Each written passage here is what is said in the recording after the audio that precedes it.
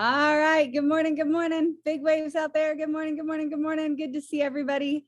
And Coach, I told you guys we were going to have him yesterday and I lied, but not on purpose. I didn't know I was lying. So does that make it any better? He has a Zoom this morning that he didn't know about. So I am going to jump in and do this with you. I guess we compromised. So this word came to us from Valerie Randall. Thank you for the word.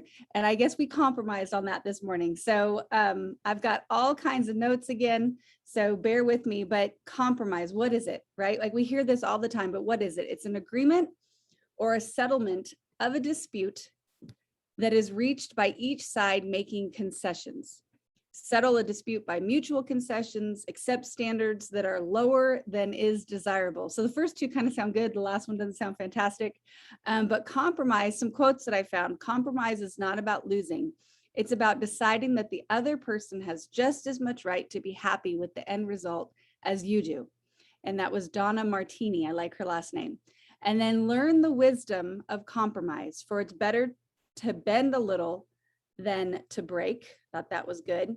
And then compromise doesn't mean that you're wrong and someone else is right. It only means that you value your relationship more than ego, right? So you can totally see the value of compromise. I think we all have to compromise every single day in our lives, in a million different ways. But what I'm actually going to talk about today is the things that we should not compromise on. So I'm going to kind of do this backwards. So hopefully that's okay.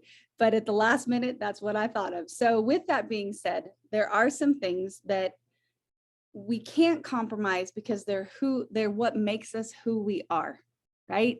They're absolutely what is the building blocks of who we are as humans. So first of all, our values, right? Every single one of us. And they're all a little bit different, right? There's probably some overlap, right? Like there's some, I was reading a book not too long ago. It talked about kind of like the overlap of universal values that like humankind typically have. But we all have principles and values that define us, the things that are important to us. And let's just say, for example, like one of your values, something that is just so important to you is your integrity, right? Like hopefully that's important to everybody, but let's just say it's like a guiding principle in your life and someone like your boss, right, wants you to compromise that. Well, then you just know that this is a place that you absolutely cannot. Maybe work for a different company because it sounds like a bad boss, but just there's some things that we absolutely cannot compromise right there, and your values are one of them. Next is your faith. So I'm sure there's a variety of different faiths on here. I won't compromise Jesus. That's something that's so important to me, that if somebody brought something to me that I felt was pulling me away from my faith, well, that's not a road that I could go down because I cannot compromise that. Your friends and family.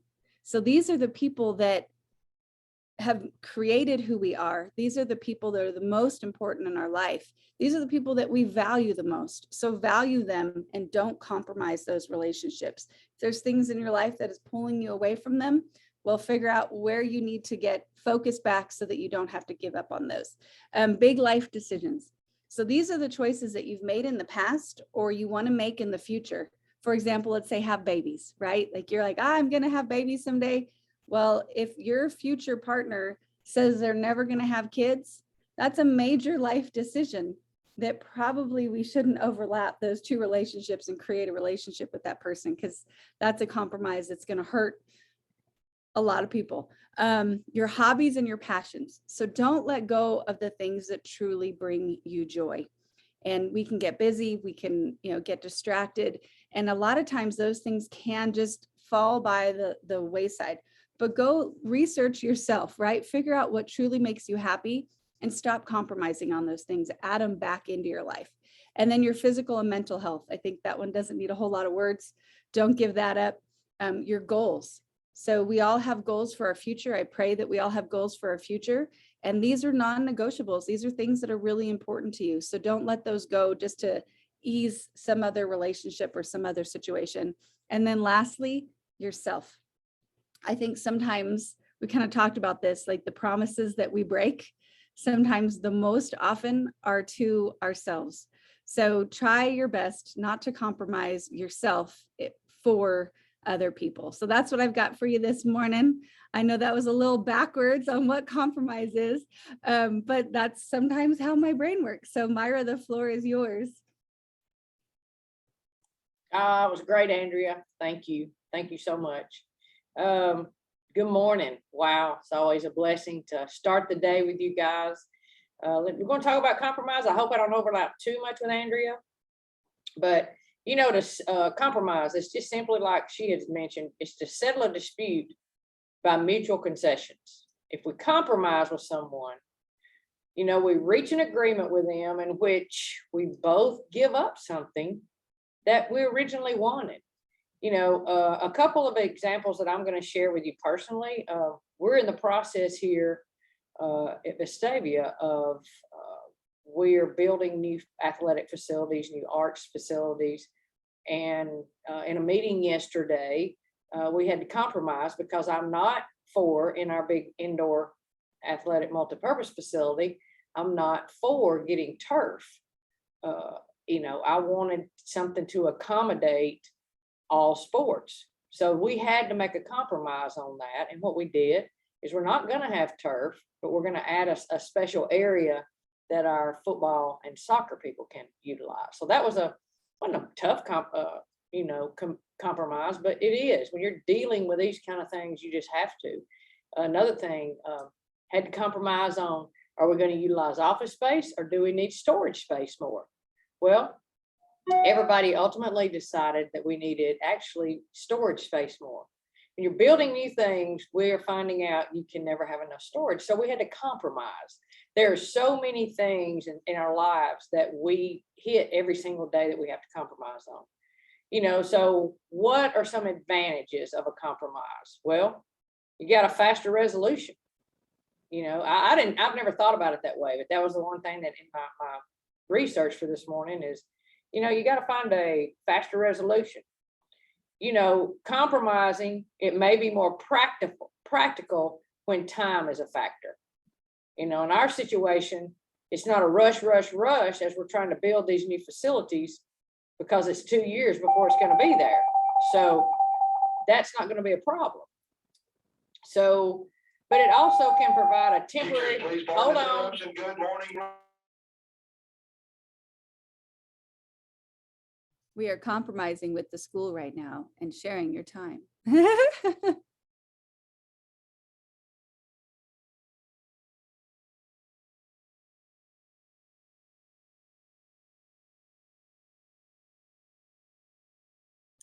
It's homecoming week here. So today's Work It Wednesday. So kids are all around working in there, dressed in what they're going to do their careers in. So anyway, yeah, Andrew, we had to compromise on that. I had to mute it out or y'all all heard Mr. Man, which he's awesome. But, you know, it can provide a temporary solution while looking for a win-win situation. It also lowers the levels of tension and stress resulting from the conflict. You know, so how do we compromise in life? Well, we don't have to always be right. Y'all realize that? We don't always have to be right. The very first problem with conflict is that everyone involved, when we're involved in something, let's be honest, don't we want to be right? We're bringing an idea to the table, so we want to be right, but we don't have to be that way. You know, let things go. When you get all up in a situation where you feel like there's a compromise that has to be made, ask yourself, how important is this going to be in 24 hours and even more so in a week? So you got to be realistic on that perspective. You know, always show appreciation to others when you're dealing with this kind of stuff. Ultimately, it's going to help in the end. You know, always keep an open mind. You know, I'm guilty of not having an open mind sometimes, and you probably are as well, because we get so driven and focused on what we want that we don't want to make that compromise. So keep this in mind. The most important thing you don't compromise in a relationship is your self-esteem. You can never, ever be with someone who makes you feel bad about yourself. And I also want to go back to our call yesterday, and I shared with y'all a word that we need to eliminate from our vocabulary was should. I caught myself writing should in my notes, and I eliminated that. So I'm being very careful and cautious on that as well. So I challenge you to do. no friend, coworker, significant other, family member ever has a right to think that you will compromise on things that make you as an individual feel bad.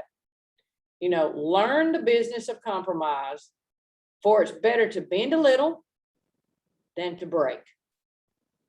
Bend, don't break. And in closing, let me leave you with this. Compromise doesn't mean you're wrong and someone is right. It only means that you value your relationship much more than you value your own ego, which I think Andrea touched on that too. So anyway, that's what I got this morning.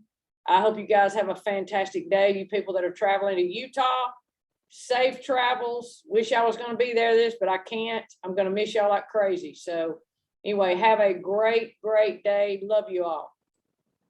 Love you guys. We're going to miss you, Myra. Can't see everybody else. Thank you. Hey. Later. Safe travels, everyone.